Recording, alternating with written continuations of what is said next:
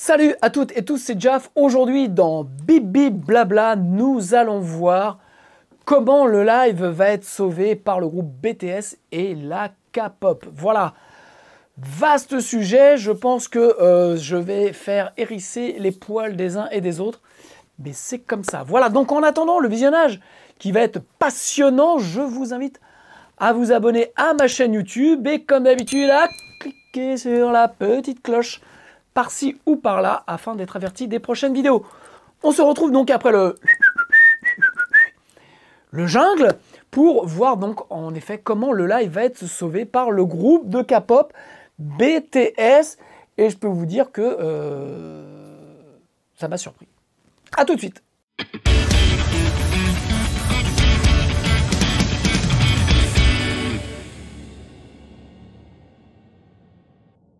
Ok, donc avant de voir comment le secteur du live va être sauvé par la K-pop et le groupe BTS, je vous invite à aller jeter un petit œil dans le descriptif où vous avez une liste sur toutes mes formations, mais aussi et surtout sur les e-books gratuits, puisque je sais que les musiciens n'ont pas trop d'argent, et donc je vous ai fait des e-books gratuits pour continuer à apprendre tout en ne payant pas. Voilà, donc vous pouvez aller faire un tour en dessous. Donc on va voir maintenant pourquoi donc le live, bien sûr c'est un peu en forme de blague, mais en fait j'ai lu quelque chose ce matin et ça m'a donné vraiment l'idée de ce bibi blabla, puisque on sait tous que le live aujourd'hui est une espèce en voie de disparition et que c'est tout un secteur de l'économie qui est mort, voilà, depuis l'apparition du Covid, de la Covid, pardon.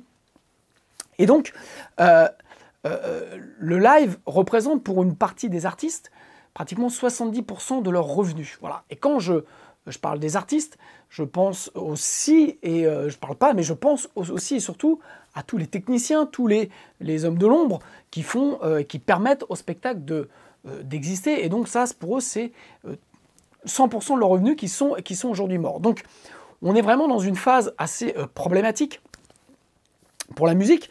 Et donc l'idée, c'est que aujourd'hui, on ne sait pas quand et comment le live va reprendre. Alors, j'ai lu que Live Nation, donc la plus grosse entreprise au monde de concerts, qui organise des concerts partout dans le monde, avait déclaré 97% de pertes sur l'exercice 2020.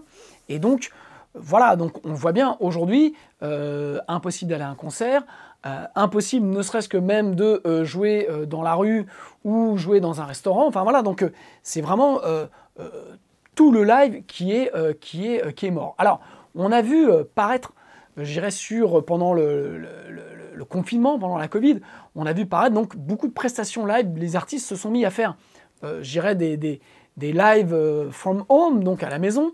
Et puis, donc, il y a eu un espèce d'engouement. Enfin, il y a eu forcément ça. Tout le monde était bloqué chez soi à mater que YouTube ou Facebook. Et donc, voilà. Donc, ça a permis un petit peu aux artistes de s'exprimer.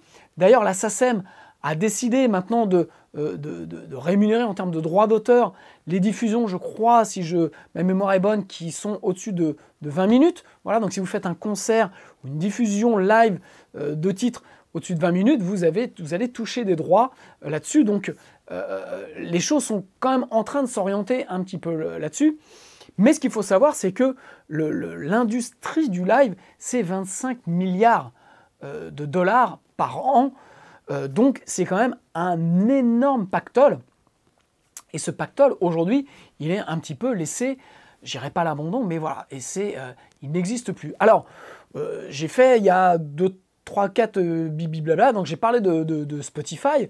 Donc Spotify était déjà en contact, je crois, avec Ticketmaster quand vous écoutiez un artiste et vous aviez la possibilité d'acheter directement une place de concert si il tournait dans votre coin. Donc je crois que même vous avez des notifications par Spotify pour les concerts qui ont lieu autour de chez vous. Donc voilà, donc malgré tout, Spotify s'était positionné un petit peu là-dessus sur une prestation. Mais aujourd'hui, la question est de se dire, voilà, qui va empocher ces 25 milliards? Donc des essais ont été faits. Est-ce qu'on a vraiment envie d'aller voir un concert, mais de chez soi, pour compenser le fait de ne pas pouvoir aller en concert. Donc, il y a des sites comme Bensington où vous pouvez aller voir des concerts. Donc là, je suis allé faire un saut. J'ai vu qu'il y avait, par exemple, j'en parlais dans le dernier Bibi Blabla, de Devin Townsend. Vous allez pouvoir voir un concert de Devin Townsend. Il y a Baroness. Enfin voilà, j'ai vu quelques groupes. Voilà, des choses qui, des groupes qui tournaient et qui aujourd'hui vont se retrouver dans cette configuration. Alors, c'est vrai que pour avoir vu là, pendant le confinement, des lives donc sur scène, mais sans public, d'artistes, bon, moi je trouve ça toujours un petit peu difficile, puisque je dirais, autant faire ça, enfin je sais pas, moi dans ma tête, quand je vois un groupe sur scène sans public, je préfère le voir, par exemple ce qu'avait fait Radiohead, Live from the Basement, où enfin vous voyez en studio de répète, et dans un contexte. Donc je pense que ça sont des choses qui vont se développer, où les groupes vont jouer live, entre guillemets, et vont enregistrer, filmer. Donc malgré tout, ça va poser le problème pour toute la partie technique, notamment des ingé son live, qui c'est pas la même chose d'enregistrer sur un support vidéo, vous comprenez bien, c'est comme un peu un CD. Donc toute cette partie-là des techniciens live vont se retrouver malgré tout aujourd'hui, ça va pas les arranger. Alors peut-être que ça va faire plus de boulot pour nous les studios d'enregistrement, mais bon, voilà, là je vous livre des réflexions, et en fait je suis tombé sur le fait que le groupe BTS, qui veut dire Beyond the Scene, qui est le groupe numéro 1 aujourd'hui visiblement dans le monde, donc j'ai appris ça, c'est un groupe de K-pop sud-coréen, et donc ça représente, enfin, c'est colossal. J'ai vu des chiffres, donc je vais les reprendre puisque je ne les connais pas par cœur, mais en 2019, ça a été 6,15 millions d'albums vendus. Là, leur dernier titre qui est sorti il y a une semaine, qui s'appelle Dynamite, en une semaine, ça a fait 280 millions de vues sur YouTube. Ça a été l'album qui est sorti donc en 2020, je crois en février, a été numéro 1 sur iTunes dans 91 pays. Voilà. Et le groupe, là, s'apprête à sortir cette année un nouvel album, encore pour la fin d'année. Alors, c'est assez colossal. Et en fait, ce groupe a fait un concert virtuel. Donc, ça a été, je crois que c'était au mois d'août. Je n'ai pas revérifié. Là, pour le coup, il y a un impair. Donc, a fait un concert et a engrangé en une soirée 21 millions de dollars. C'est 750 000 billets vendus.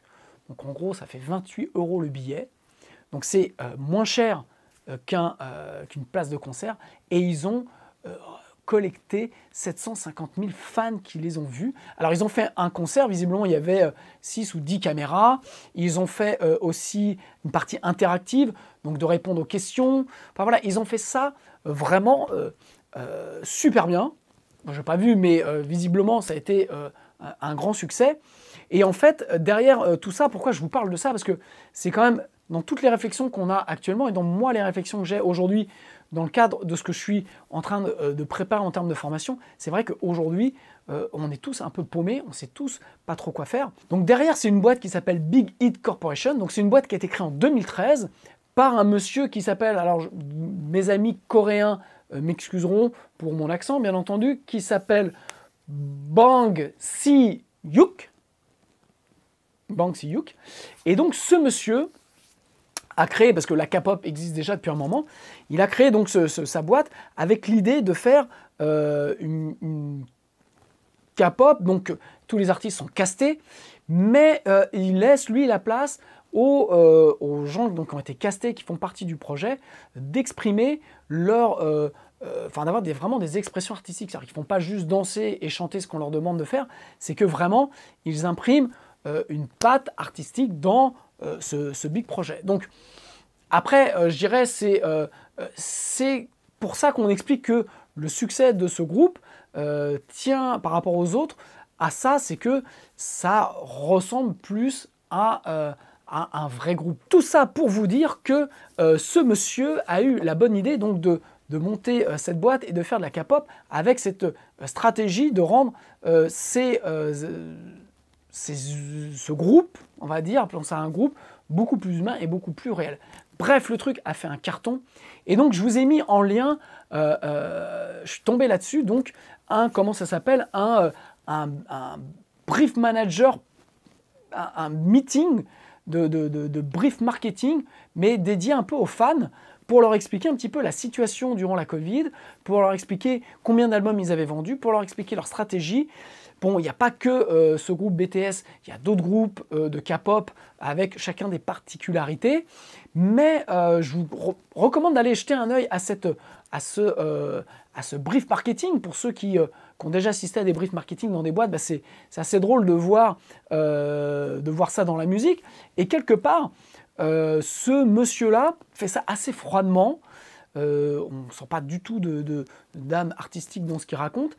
Mais en tout cas, moi, ce qui m'a plu, c'est que la musique, c'est une industrie. Je le dis à chaque fois, c'est une industrie, ça a des règles, c'est un business. Voilà, donc la partie artistique est une chose, la partie business en est une autre. Je prends l'exemple de David Bowie, qui est un artiste majeur, mais qui a toujours été un homme d'affaires très très redoutable. Donc il y en a plein, et bien souvent ceux qui arrivent loin sont des hommes d'affaires assez redoutables. Et en fait, donc ce monsieur, monsieur Bang Si-young, voilà, explique un peu sa stratégie et qu'est-ce qui va se passer. Donc moi, j'aimerais bien avoir votre retour là-dessus. Allez jeter un œil. Est-ce que ça vous choque de parler comme ça, artiste, en termes de aussi froid, en termes de stratégie marketing? Et en fait, ce qui m'a plu, c'est que derrière tout ça, ce monsieur parle énormément de contenu. Et en fait, on ne le sent pas. Il sait que quand même, pour la K-pop, les concerts, parce qu'ils ont quand même fait, je crois, 2 stades de France l'année dernière. Donc c'est quand même les concerts, c'était quand même énorme pour ce groupe-là, même qui vend beaucoup. Ils ont tout de suite trouvé une stratégie autre, c'est-à-dire que voilà, le live en vente de tickets va être fait. Donc j'avais vu qu'une étude a été faite il y a 10 ans sur combien les gens étaient prêts à mettre pour voir 30 minutes de musique live de chez eux, assister à un concert de 30 minutes. Et je crois que le ticket moyen était de 3,60 $. Et donc, aujourd'hui, 10 ans après, le ticket moyen est de 16 $. Donc, on voit vraiment qu'il y a une évolution des mentalités. On voit que les gens, malgré tout, sont prêts à aller voir un concert de la maison. Et c'est vrai que moi, je ne vous cache pas, à mon âge avancé, d'aller...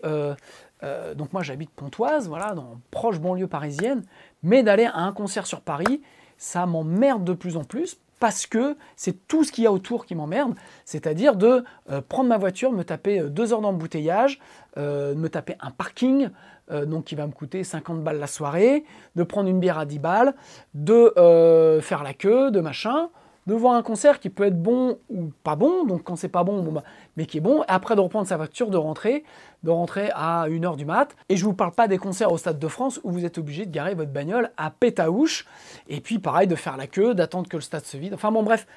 Donc, quand je dis que le live va être sauvé par ce groupe et la K-pop, mais je pense qu'on va peut-être assister à une scission, je dirais, dans le live. Et donc, on va avoir peut-être de plus en plus de live à la maison. Et puis, il y aura j'allais dire les indécrottables, mais c'est péjoratif.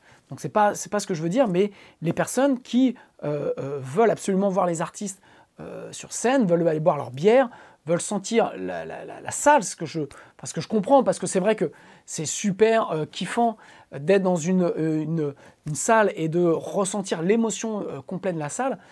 Mais c'est vrai que sur un concert avec un ticket maintenant aux alentours de 80 € pour des artistes étrangers, qui vont entre 80 et 120 € parfois, ça fait cher la note, surtout quand vous y allez accompagné, entre la voiture, le trajet, la bière à 10 balles, le sandwich à 10 balles, le machin, le truc.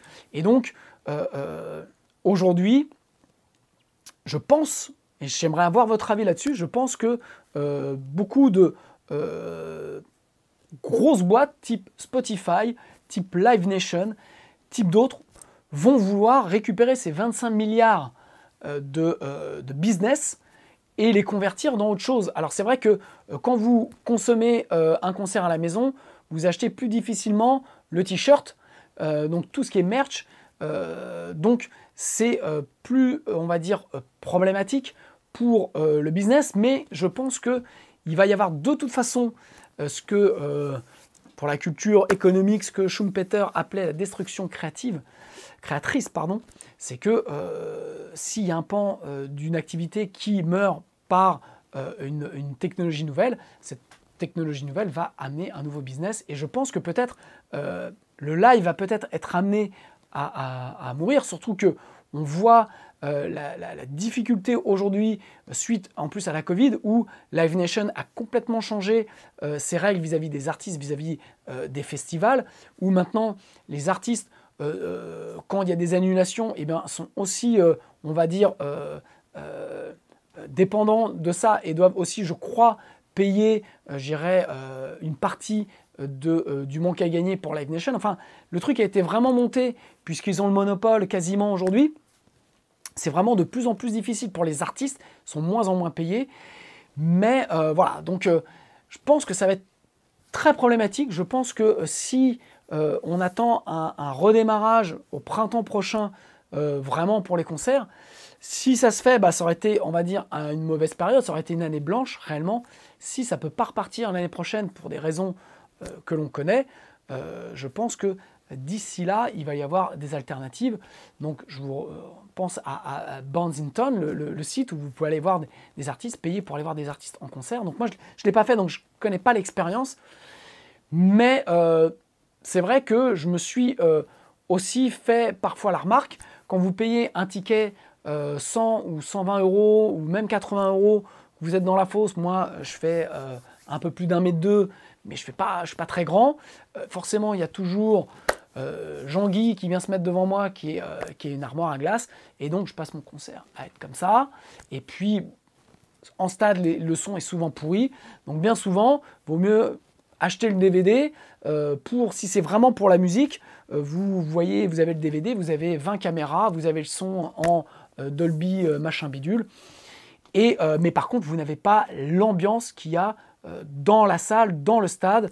J'ai des souvenirs d'ambiance de stade sur U2, dans des salles sur Alain Bachung, enfin voilà, plein de concerts que j'ai vus où c'est vrai que c'était l'ensemble qui portait le tout. Et je pense que pour un artiste de faire un live face caméra, c'est beaucoup moins excitant que de le faire face à un public.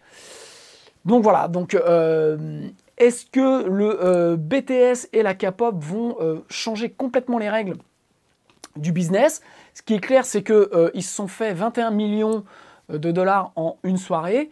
Je pense que ça va donner des idées à beaucoup de gros groupes qui attendent le démarrage, qui sont privés de revenus et qui se disent c'est peut-être le moment, en plus d'éviter d'être loin des uns et des autres. Je pense que les tournées comme ça sont très fatigantes et donc il va y avoir autre chose.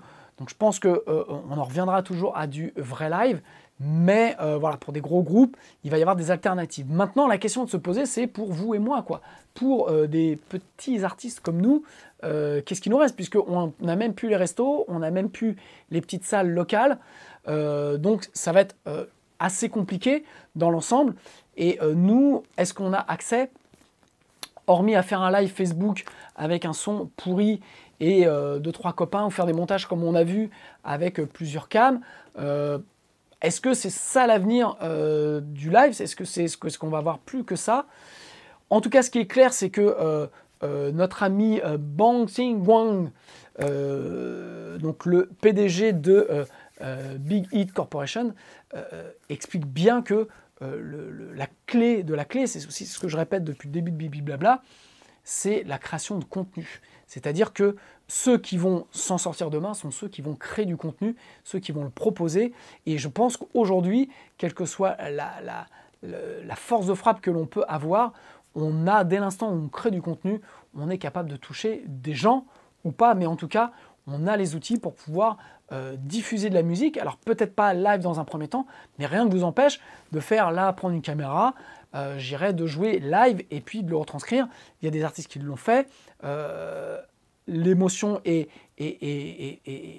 présente, peut être palpable, donc il faut vraiment gérer bien sa caméra. Après, c'est aussi de gérer l'endroit. C'est clair que vous faites ça dans votre salon, ça manque de... voilà, c'est pas très rock'n'roll, donc trouver des endroits un peu insolites, trouver des choses.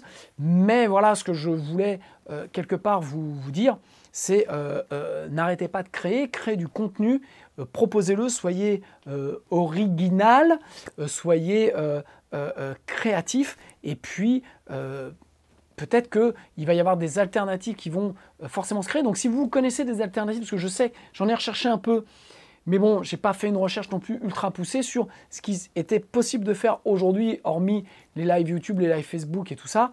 Donc pour vraiment se filmer et s'enregistrer en groupe. Donc voilà, si vous avez, vous, des choses à me proposer, mettez-moi ça, s'il vous plaît, dans les commentaires, que je puisse un peu aller regarder ce qui se fait. Peut-être que voilà, je ferai un bibi blabla là-dessus. Et donc, en attendant, n'hésitez pas à créer. Voilà, comme tous les artistes aujourd'hui, la problématique sont les revenus. Voilà, je commence à voir des gens qui commencent à être vraiment, je dirais, en galère. Donc, soutenez la scène, votre scène locale, soutenez vos artistes locaux, soutenez la scène française, maximum.